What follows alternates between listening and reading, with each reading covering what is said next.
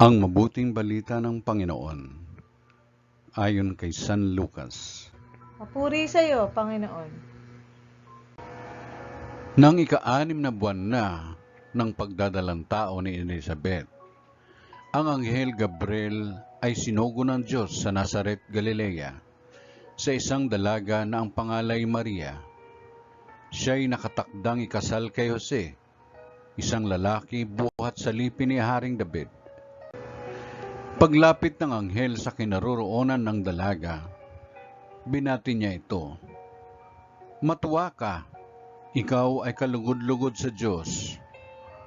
Wika niya, "Sumasaiyo ang Panginoon."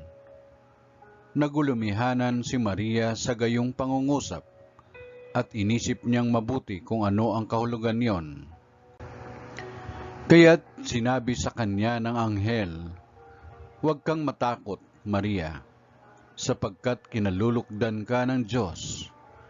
Makinig ka, ikaw ay maglilihi at manganganak ng isang lalaki, at siya'y tatawagin mong Jesus. Magiging dakila siya, at tatawaging anak ng kataas-taasan. Ibibigay sa kanya ng Panginoong Diyos ang trono ng kanyang amang si David. Maghahari siya sa angkan ni Jacob magpakailanman, at ang kanyang paghahari ay walang hanggan." "Paanong mangyayari ito, gayong ako'y dalaga?" tanong ni Maria. Sumagot ang anghel, "Bababa sa iyo ang Espiritu Santo, at lililimang ka ng kapangyarihan ng kataas-taasan. Kaya't banal ang ipanganganak mo, at tatawaging anak ng Diyos. Natatandaan mo ang iyong kamag-anak na si Elizabeth?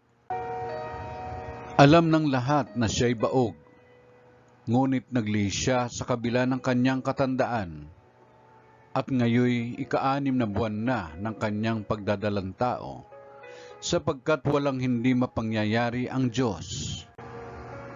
Sumagot si Maria, "Ako'y alipin ng Panginoon. Mangyari sa akin ang iyong sinabi," at nilisan siya ng anghel. Ang mabuting balita ng Panginoon. Pinupuri ka namin, Panginoong Kristo.